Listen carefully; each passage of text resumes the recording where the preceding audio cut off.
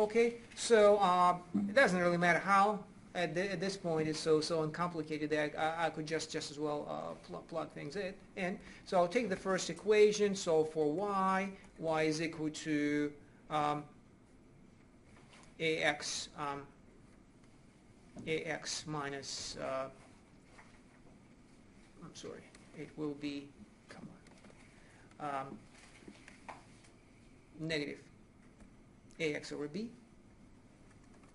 if b is not equal to 0. Okay, and then substitute into the second equation. So okay, y is equal to negative ax divided by b. Okay, as long as b is not equal to 0. Okay, and then substitute. So I have cx plus d times negative ax over b equal to 0. And okay, so I have only x left. And so I have c minus dA over b x equal to 0. Okay, now what's the conclusion? Careful.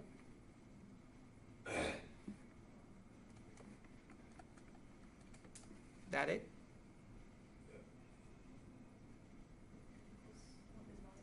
What? Yeah, that is given, yes. Okay. But that's not the end. What? It can also be that, like, that coefficient is 0. That coefficient could also be 0, then x does not have to be equal to 0. Okay? So, or c minus dA over b equal to 0. It is totally a possibility. Okay, so okay, then there are two cases then, right? There are two cases. X equal to 0. Then well, let's just keep going with that. If x is equal to 0, then what? We back substitute into that our equation over there. How should I put it like this? So I have then y is equal to negative ax over b, which makes it 0. Okay, so that if x is equal to 0. If however this thing is equal to 0, then what?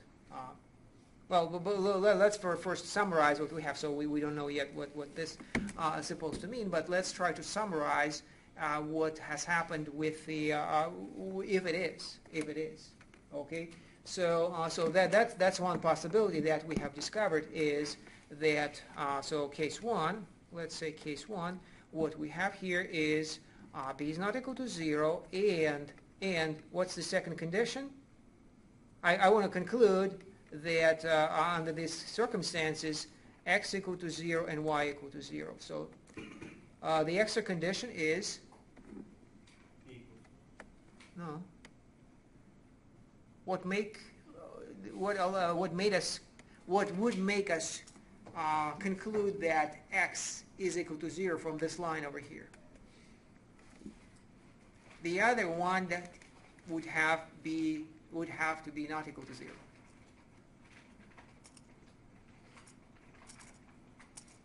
Right? So there are two possibilities. Either this expression over here is or is not equal to 0.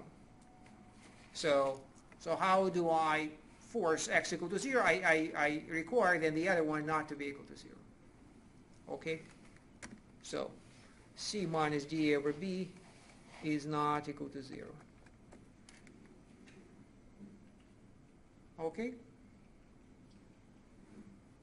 So that is the then let's recognize what this demonstrates. So under these conditions, in fact, I could probably simplify them, and I will. But at this time, under these conditions, what we have, f x equal to 0, x being xy, right, implies that x is equal to 0. So does this looks familiar? So fx, this is our homogeneous system of equations. fx equal to 0, the right-hand side is 0, f is our matrix, x is equal to xy, okay, and I conclude that x has to be equal to 0 over here under these conditions. Okay, so then remember what this is supposed to indicate. So if x is a solution, then it is 0. So remember in what context it appeared previously?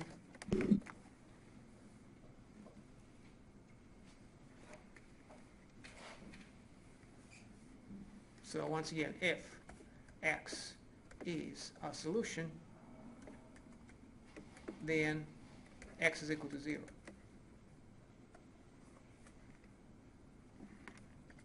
What does it mean?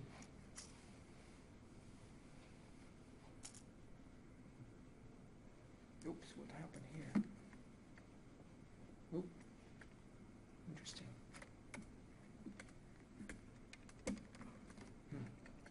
Nope, disappeared. What does it say about the solution set? It's only one. That's right. The solution set is 0. It is one element set. So remember that classification of linear equations. It has no solution, has 0 solution, or it has everything. For homogeneous equations, it is even simpler because 0 is always a solution. For homogeneous systems, x equals 0 is always a solution. So which means that if we say that every solution is 0, that 0 is the only solution, right? So the only solution, and then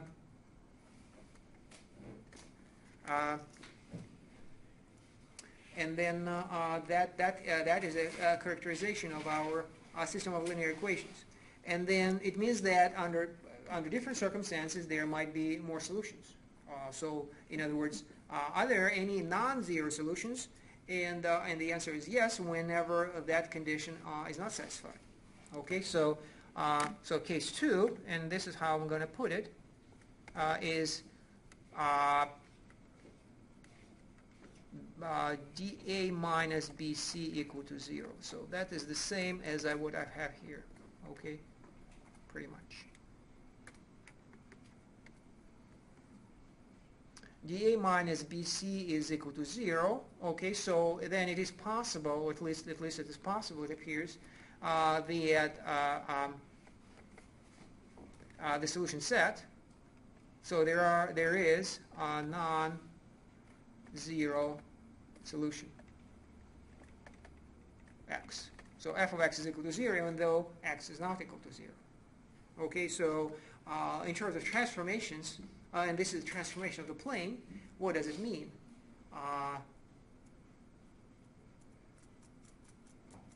What does it mean? Can you imagine a transformation that has takes something that is not equal to 0 to 0?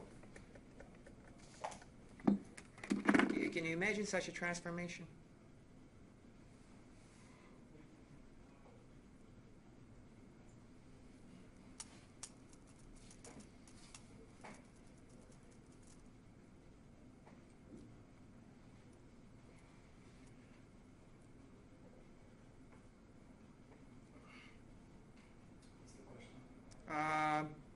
An example of f with this property. Wouldn't f have to be 0 in that case? Okay. Well, I think what you're saying is f equal to 0 is an example. A matrix made of 0, nothing but 0. So everything goes to 0. Okay, so total collapse. Okay, but then there are others not as extreme, right? So remember the other between, say, there is a rotation. Rotation does not take any non-zero element to 0 because you rotate around 0, so everything which is not 0 is simply rotated. Okay, so that one isn't it. So rotation does not satisfy case 2, it is in case 1.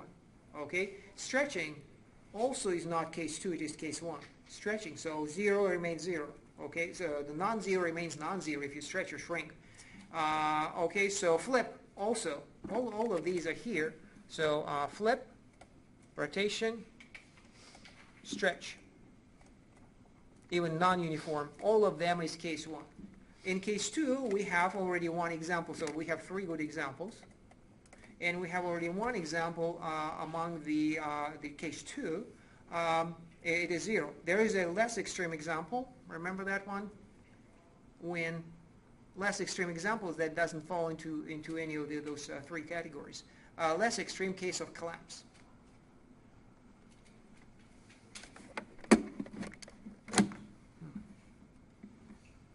Remember? Into a line, a projection, right? A projection onto a line. So 0 is that example 1 is in fact something of a projection 2. Everything goes to 0, and this one is a collapse. I think I had, yeah, that example I showed you. Remember the plane? What happens to the plane? You can rotate it and everything, but one of the examples is this. It is a projection, and you roll your plane onto one of the lines, and as you can see, there is a 0 here somewhere. Okay, so suppose this is 0. Okay, it means that this element which is not 0 becomes 0. Let me maybe make a picture of that. It's really not a complicated picture. Right, so this is my 0. Okay, and then what happens is everything goes like this. So any axis, any line, not on necessarily one of the axes, and then everything does this. It is literally a projection.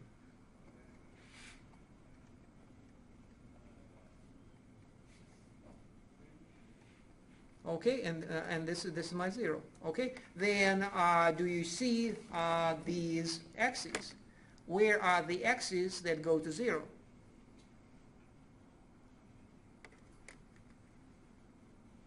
These are the ones. A whole line of axes that go to 0. So whatever is being projected into 0, well, these are the numbers that we have. And once again, this is none of those 3 easy and nice categories of transformation of the plane. None of them is here.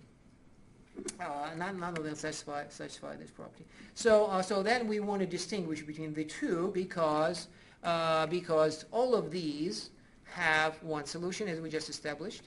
One solution, 0, okay, of our equation. And here we have infinitely many.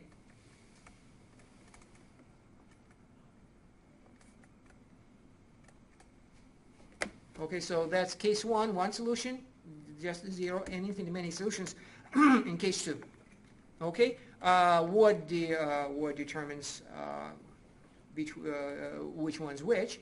Well, this is the expression, and it is called the determinant.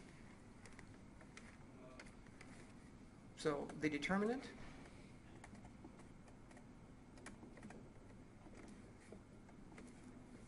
of a matrix. So det A, B, C, D is equal to dA minus BC.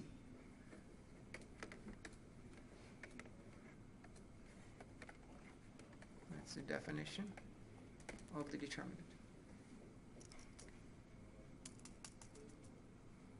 So the analysis above is incomplete, but we'll sort it out. In fact, if we look at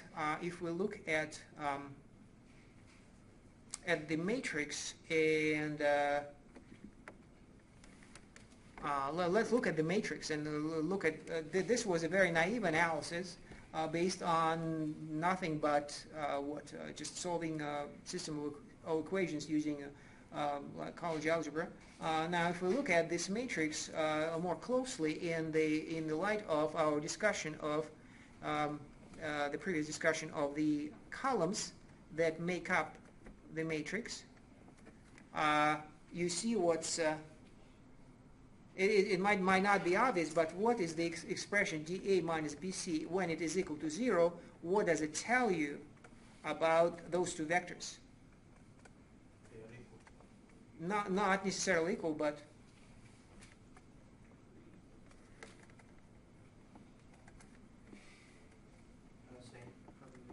No, not perpendicular, no. They're multiples. Okay, so indeed, AB is equal to, say, PBD. That's what being multiples means. So if I now try to solve it, I have A is equal to PB and B is equal to PD. If I now solve for P, what I have here is P is equal to A over B and is equal to B over D. Okay? So, and that, in other words, if these are equal, so AD is equal to, I'm sorry, I missed this is a C. This is a C. So this is a C. AD is equal to C, B. Okay? So once again, the question was, what does the requirement or condition that the determinant is equal to 0, what does it tell us about the two vectors of our matrix? And the answer is they are multiples of each other. So answer, question, they are multiples.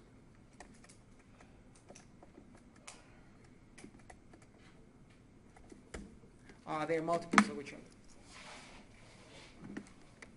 So multiples of each other, and now if you really think about it, once again, in the light of the previous discussion, remember what these two vectors are. They are, I mean, if my matrix F is equal to, once again, that A, B, C, D, then the meaning of A, C, and B, D, the two columns, is F of 1, 0 is equal to AC, and F of 0, 1 is equal to BD. So the two values of the function on the two basis vectors is or is not a multiple of each other. So that's what we're saying. Let me put this in the form of a theorem. So determinant of F is equal to 0 if and only if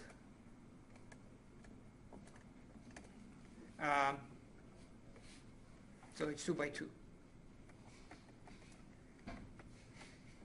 F of E1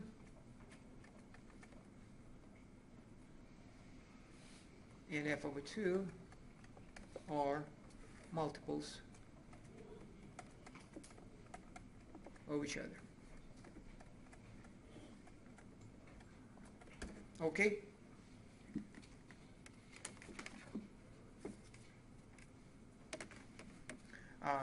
Okay, so once again, F is a transformation of the plane. So we stick to lower dimensions. F is a transformation of the plane. The two basis vectors are these, okay? And then you can see what happens. So these are the two vectors. How they are located, they are certainly standard.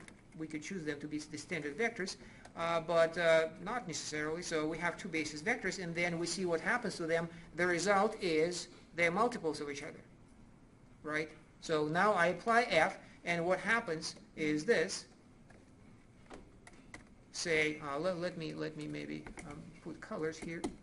So suppose this is E1, and say this is E2. Two basis vectors. Okay, and now under F, what happens? Well, they are multiples of each other. So for example, this is F of E2, E1, and this is, in the same direction, F of E2.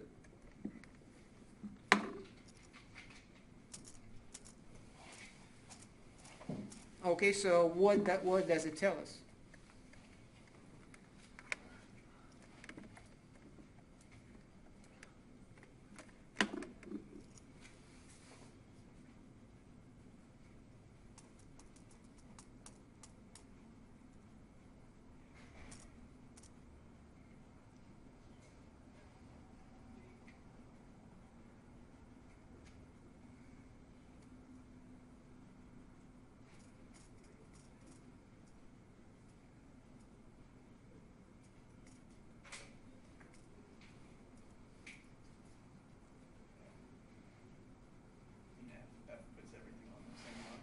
That's right. That's right. So if it puts the two basis vectors on that line, both of them are on the same line, then everything else also ends up in that line. How do I know? So let me write that conclusion first. Then F takes the whole plane to this line, a line that is generated by those two points. So that's the conclusion. F takes the whole plane on the left, the domain of our function linear operator F. It is taken to the line. So it's a collapse once again. A collapse which happens to be happens to be a line, just the way what we discussed. A plane squashed into a line. Okay. So if you wanna, let me try to put it this like this. If this is my piece of paper, and it's end up like this. Okay, like this. And that, naturally, any line can serve as that. So let's y. So prove it. Prove it. And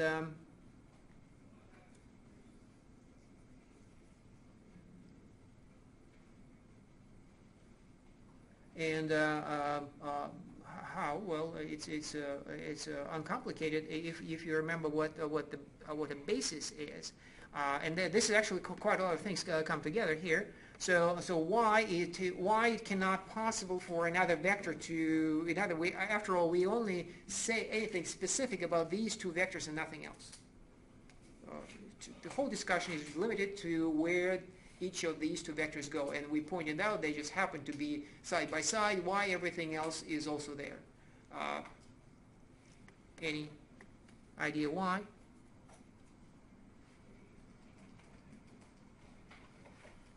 Well, let's start with take any vector. Take say vector x. Take vector x on the plane. Okay. So what is its relation to E1, E2? Right. So then x is equal to, say, alpha E1 plus beta E2. Okay, by definition of what?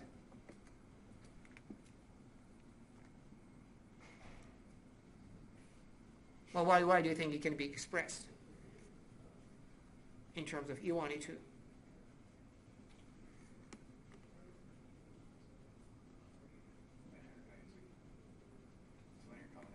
A linear combination. Well, yeah, but it is a linear combination because, by definition, of a basis. E1 and E2 form a basis of this plane, and then by definition of basis, it can be expressed as a linear combination of those two vectors. Okay, so all right, and then now apply f. So f of x is f of, that's a stupid apply f, then f of x is f of alpha E1 plus beta E2, and what is it equal to?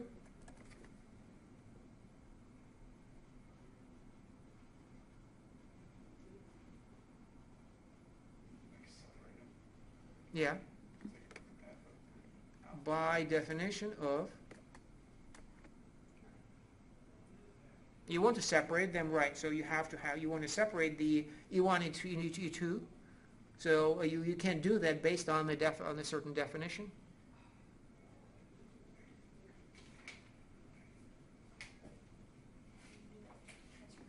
Yeah, well, the definition of a linear operator. F is a linear operator. So remember, linear operators preserve a linear combination. So what does it mean to preserve it? That's exactly what I'm writing here. F of E1 plus beta f of E2.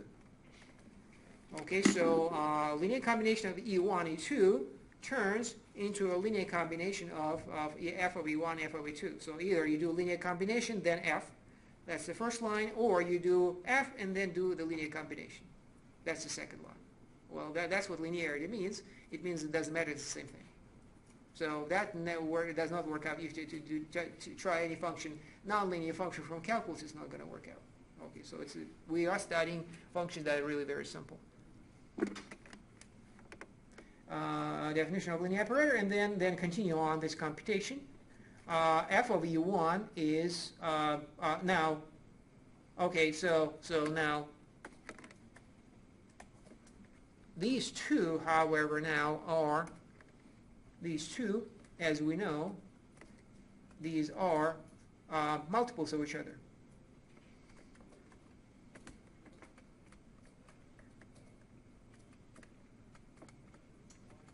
So you add two vectors that are multiples of each other. So what can we say about the whole thing?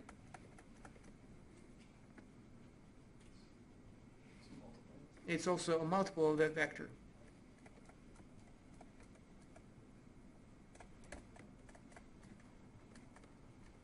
Of those vectors. So as you can see, if we go back to that picture, it's pretty good. The one on the right, well, let me reproduce it. So f of E2 is here, f of E1 is here, and then the other one is f of E2 is there. Now, if I take, say, this, where is f of E1 plus E2? Where is it? Like this, right? So I add these two vectors. Okay, so where would it go? It cannot go sideways. It still will be a multiple. Okay, so that proves indeed that what we have been talking about, and that is the conclusion that, well, first of all, that is the next result. Well, let's say corollary. So the result that we started with is what is that determinant? What does this determinant determine? And it determines whether or not the two values are multiples of each other. And what turns out, we're saying even more, is that every vector are multiple of each other. And once again, if it is equal to 0, then all of them are multiples of each other. There is nothing else. And what is it multiples of each other? It means that it is a line. A line, it could be a single point. It is still a possibility. But it is a line. It cannot be the whole plane, and then they're therefore missing parts? I mean, non-zero vectors. Some vectors will go to 0, as this picture demonstrates over here, and some won't. Okay, so and dA minus BC is what it determines. There is more to this discussion, so that's certainly what we're pursuing, but we do discover something about linear functions here, and that is how only, so just an observation for the time being,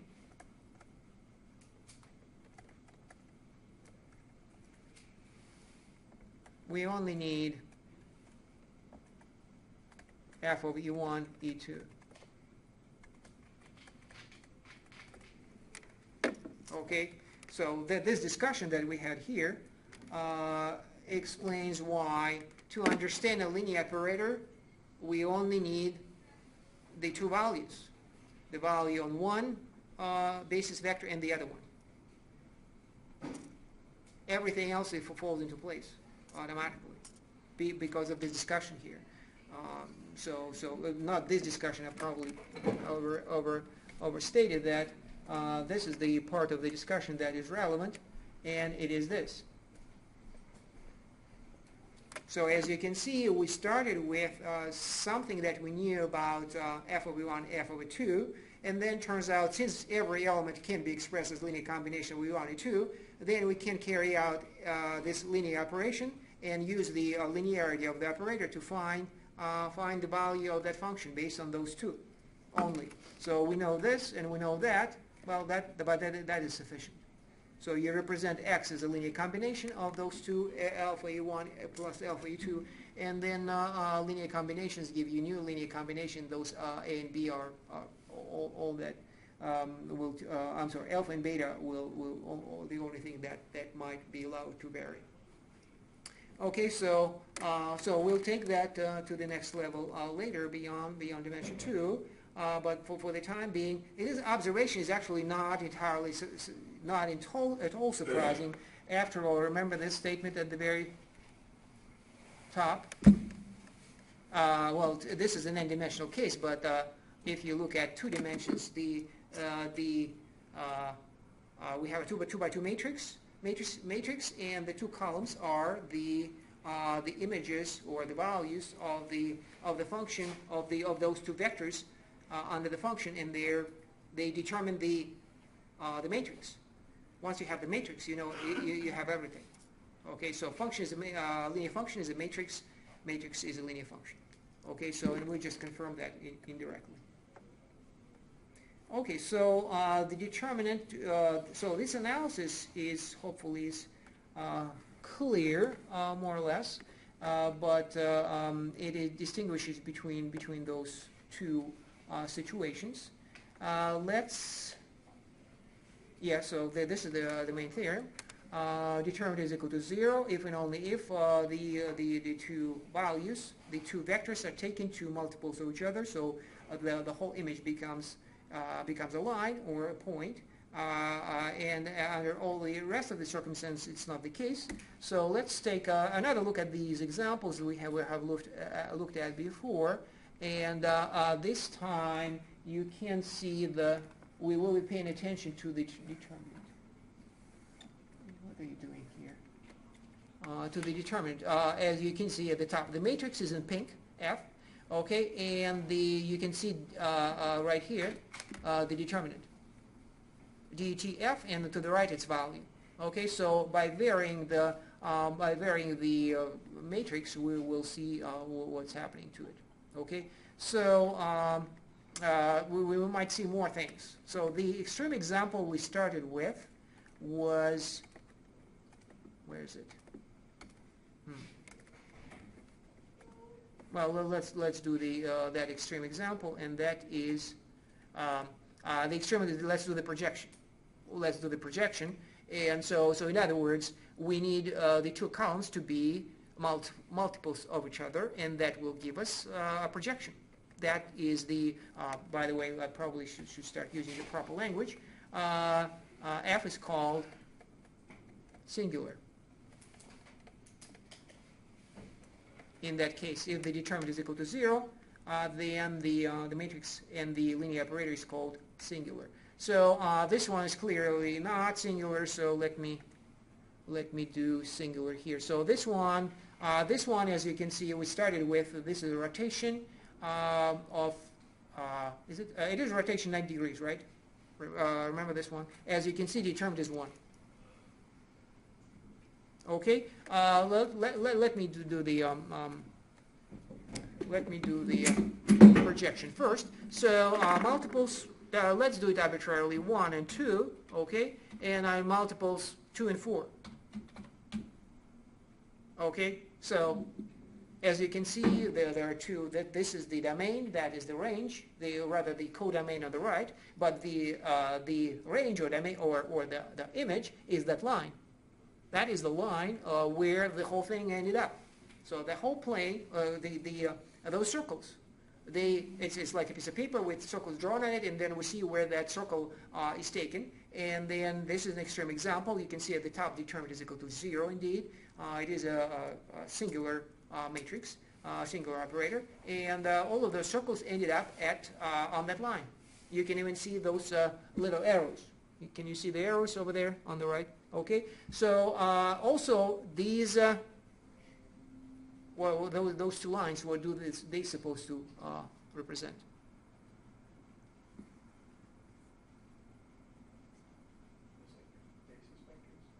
Well, first of all, basis. No, this is no. The matrix is written here with respect to the standard basis. So this one, okay. No.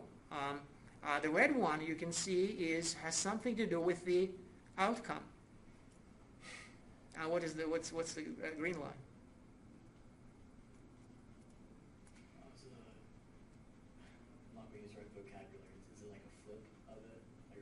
Well, it's not a flip. It is they're actually perpendicular to each other. Yeah. So, but what does it tell you about the green line? Which one? Green one. So 90-degree rotation. Well, but what does it have to do with F?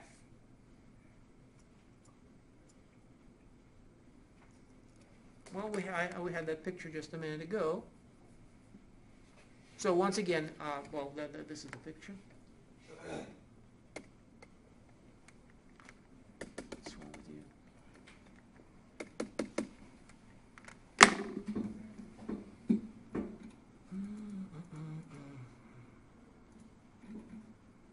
This doesn't want to work.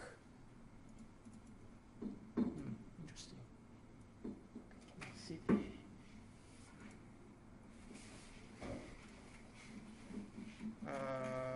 Here's the picture. Here, the whole plane ends up in a line. That red line, the meaning of that red line is what? No.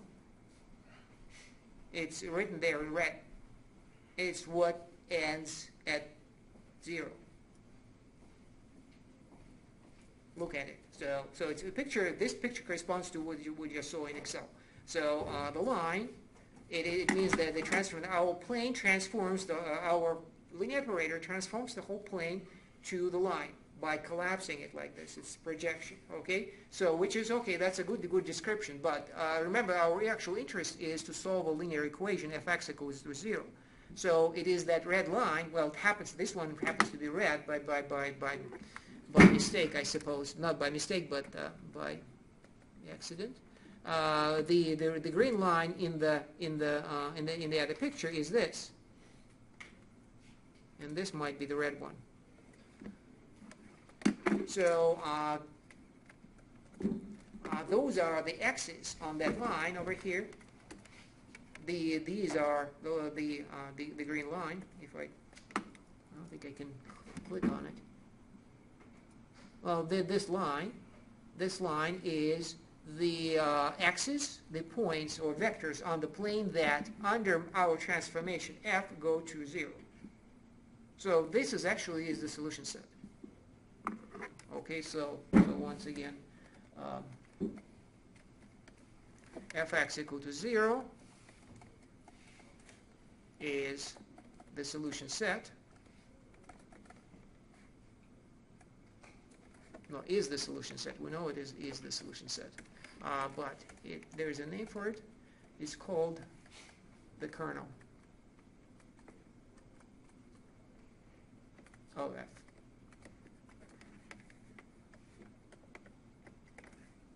So there is the image, and there is the kernel.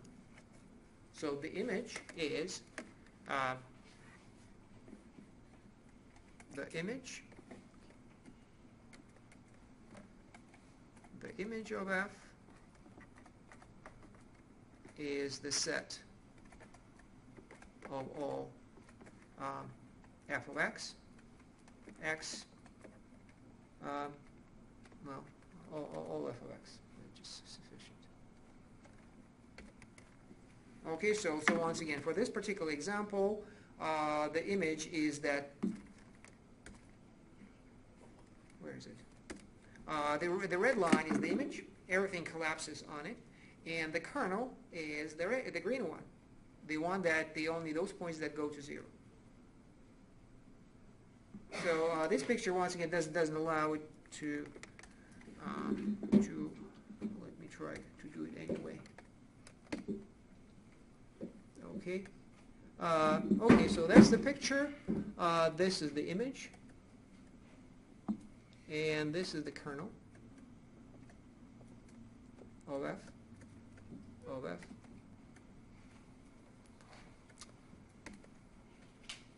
Okay, once again, I want to illustrate how everything works. If there's a point here, where does it go? This is where it goes, like this. And this point goes there. Okay, so that's how f operates. It is a projection, orthogonal projection on that line. That line is also, you can imagine what it is. You can figure out what it is by looking at simply the matrix 1, 2, 2, 4, and the look at what's the equation of the, or not the equation, what's the direction vector of the red line.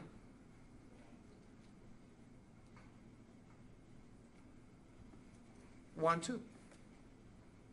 1, 2, which is the same as 2, 4. So the two vectors that compose our matrix they are multiples of each other, and both of them gives you the direction of that line, which is the image of our transformation. So that's one angle, one way to look at the linear operator is the transformation of the plane, and that's what that transformation is. Once again, illustrated here. But another one is the original one. It is what if we want trying to solve a system of linear equations, and then the right hand side happens to be 0. So then we're trying to find out what under this transformation goes to 0, and this is you can see it right here. That's ends up at 0. All of these on the green one ends up at 0. This would be my 0. Okay, so whatever lies on the green line, and it is being transformed, being pushed along that line towards the.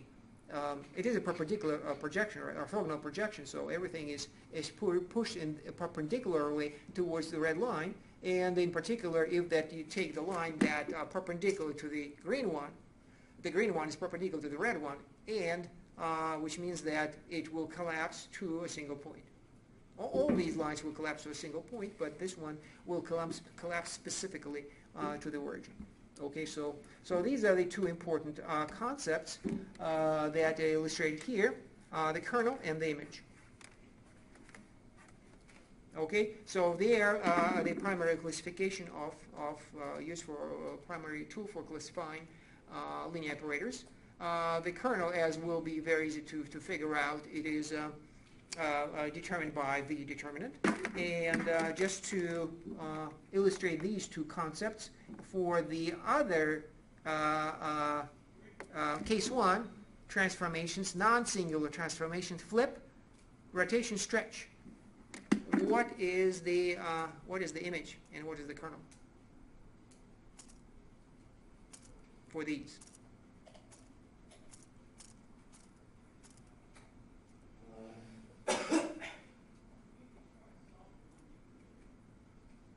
So under rotation, what goes to 0?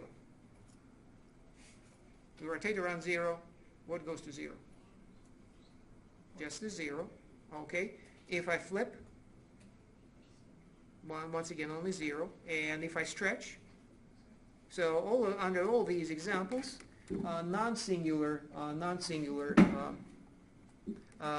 linear operators.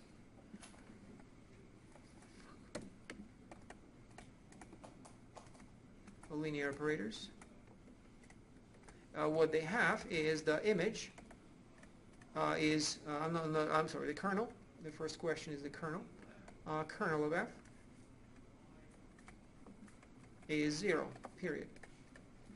Okay, even though the one that we have already saw a projection, the one that we saw, the kernel was of f is a line.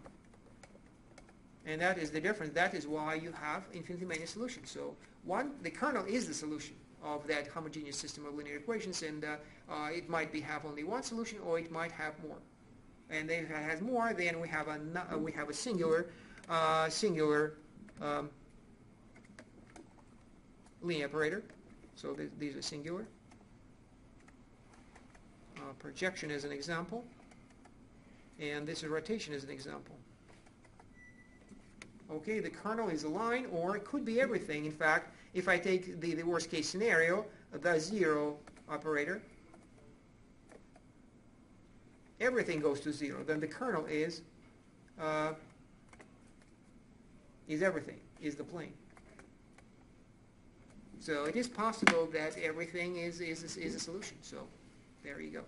And similar with images, but the opposite. The opposite, right? So if we rotate, what is the image? It is the plane. So these are the kernels. And if I want to have the image, I have the plane here. And and I have a line here. So image and kernel happens to be two lines perpendicular to each other. That's the case we just looked at. And in the worst case scenario, the answer is is 0. The image 0, everything goes to 0.